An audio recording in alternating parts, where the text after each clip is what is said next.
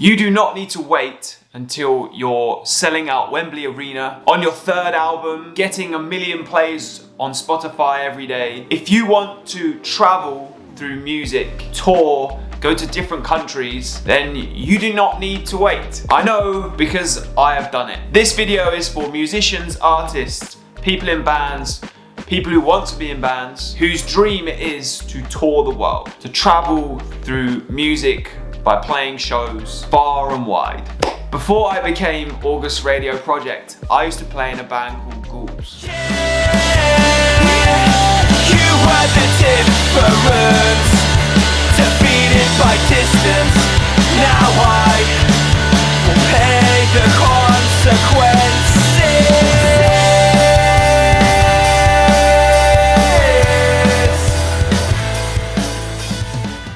We toured and traveled the world, and you might not have even heard of us. We played all over the UK, Europe, we headed to America, and even made it as far as Australia. And it was wild. It's some of the most profound memories I have to date. Drink up, the devil's warmers calling you.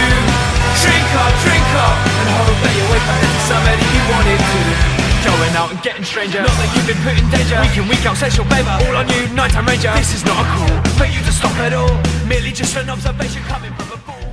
So through this video, I'm gonna tell you a bit of a story, and through that story, I hope I give you some insight, maybe teach you some lessons on how you can do this too. I wanna go through what shows to look for if you're an unknown band or an unknown musician, but you wanna play shows to an audience. I want to go through how you can go about booking those shows, and then go through some things to consider before you approach this. So let me tell you about Ghouls. Ghouls first began in the end of 2011. We didn't really find our feet till 2013. We were naive students living in London, but we all agreed on one thing, and that was we wanted to tour and travel the world through being in the band. To start with, we booked as many shows as possible in London because we had no way of getting out of London. Because London is a big city and a main stake in the UK music scene, it has some crooked promoters. And these crooked promoters like to prey on naive bands. They offer things like pay-to-play shows, or shows where you have to sell 25 tickets, and any tickets you don't sell, you pay for them. They'll pitch you something like A&R people hang out at that venue all the time and they're doing you a favor by putting you on. Because that's what happens in London. London's this big place. This is bullshit. This is not worth listening to. Ghouls found out the hard way. But luckily for us, a band that we'd become friends with told us we needed to get out of London, start playing elsewhere. They let us jump on a show they had in Bristol at a venue called Mr. Wolf's. Shout out to Mr. Wolf's. And this really opened our eyes to what was possible. The show we played in Bristol is what I would refer to as a club night. So this is a show that you want to look out for as an unknown musician. That is a really good way of playing somewhere that is a room full of people, regardless of how well they know you or how well known you are. Now, when I refer to club nights, I'm not talking about a traditional, typical club night, lads in tight tops, girls wearing next to nothing, absolutely off their face on cheap cider, whatever kids do. I'm talking about nights that venues, bars and clubs put on that people go to just for their night out. Some of these nights, some of these venues, some of these promoters put on live music as part of that night. And what you get is a room full of people who are just on their night out, and you can play to them. They're ideal for a musician or a band that are from out of town that have absolutely no following. You might know from experience that a lot of shows when you're beginning are playing to empty rooms, especially if it's just a gig for the sole purpose of a gig. The club night offers a reason for people to go to the venue regardless of the live music. In Ghouls, we started to actively try and seek out these kinds of shows. Actively seek out playing venues that would have a load of people in them regardless if we were playing or not. It's actually how we did our Australia tour.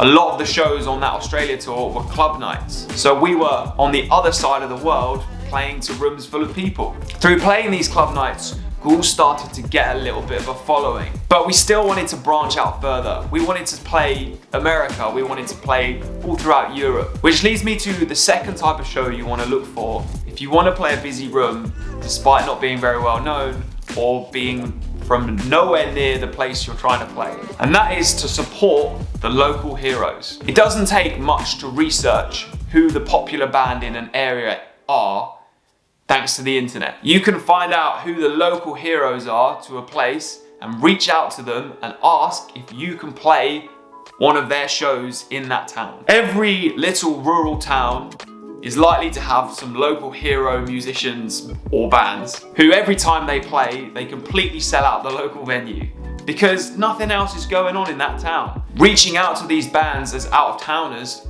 is ideal because you get to play to a room full of people regardless of the fact that you're not known or from that place or know anyone from that place. Maybe you're the local heroes of your town and this offers you a chance to gig swap with other local heroes from other towns. Maybe they could open your show in your hometown and you could open theirs. These are just examples of ways of playing shows when you don't have a following, but ensuring that you are actually playing to an audience. And if you're going abroad, this is particularly cool because if you can go out to America or somewhere in Europe and play to a room full of people, even though no one's ever heard of you, one, it looks amazing on social media. Two, it means you can start to build a fan base in these places.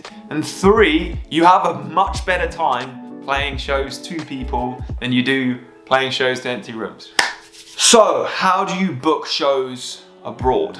I hate to kind of go down the obvious route, but you email, DM, message, DM, email, maybe have a phone call, put a shout out in a Facebook group. You've got to be persistent and you've got to acknowledge that there'll be a lot of no replies. The best tactic is to talk to the bands that might have already done it. If you know a band that have been able to get across to the USA, maybe they have a contact. That's what Ghouls did the first time round.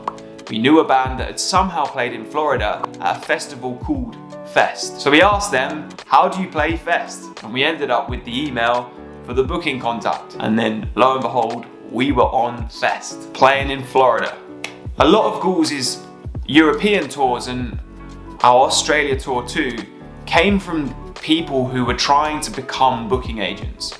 DIY booking agents who were trying to build a portfolio of bands that they'd booked. Remember, when you're up and coming, so is everybody else, and you can all help each other out. You might have to do some digging and emailing and talking in order to find their contacts, but they're out there. This stage is literally just a stage of having to talk, reach out to people, research as well, find out bands that have managed to do the thing that you're trying to do. I think, remember that a band coming from abroad is exciting. If you're the promoter to a local venue and a band from London reaches out to you and you're in the middle of South Carolina, USA, you're gonna be excited. Like, yeah, a band from London, that sounds cool. Use that to your advantage. Also, you're as professional as you sound.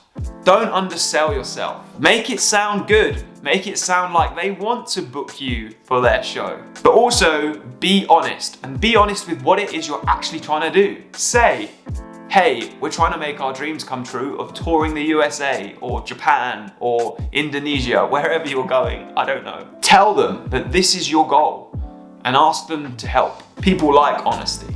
And finally, some things to consider before you approach touring the world. The first thing you might want to do is make a budget. And this will all be determined on how you want your tour to be. For Ghouls, our USA and Australia tours, we paid for our own flights. We saw it as a kind of holiday. We weren't going on holiday outside the band, so this for us was our holiday. But we quite often would ask promoters or people from the area if we could stay at theirs, so our accommodation budget was very minimal. We'd always ask for petrol money, food, and even a little bit extra just to help us out.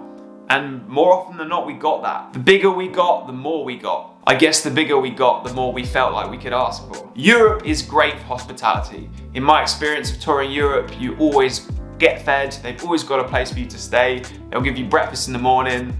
They're really accommodating.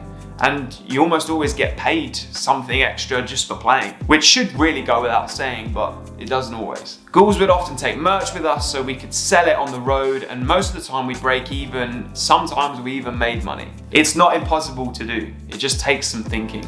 And the bigger you get, the easier it becomes. I know I've said this video is for people who don't have a following, but through doing this, through touring the world, you're quite likely to start building a following because you're going to new places and playing in front of new people, but also because it looks impressive. To be touring the USA looks impressive. People want to follow that on Instagram, on Snapchat, Facebook, whatever it is you use. I hope you got some useful info from that. Maybe I'll dive a bit deeper into some of the more interesting ghoul stories in other videos. But the underlying message is, if you want to tour the world, if that's something you really want to do, then there is no point in waiting. There is not going to be a point where you're ready. You don't have to wait till you're playing Brixton Academy. You just have to go and do it. And through it, you might become big enough to then play Brixton Academy. I think we preconceive these things as being done in a certain order when actually they shouldn't be. They should just be done. If you have a dream to complete, go and do it. Just remember that it gets easier once you've done it. If you head out to Europe for the first time, you'll make more contacts. And then when you go for the second time, you'll have more contacts to ask for more shows, for different places. The bands you meet on the road will have played different places and they'll have contacts for those places. It all gets easier once you're out there and doing it. Just don't wait. Go and do it. Some encouragement from me. I hope you like this video, a bit more of a sit down talk one. I'm recording something very exciting on the days that this goes up. On the day this goes up. So next week's video is going to be dead exciting. Have a great day. Subscribe if you're new. Like the video. I'll see you next time.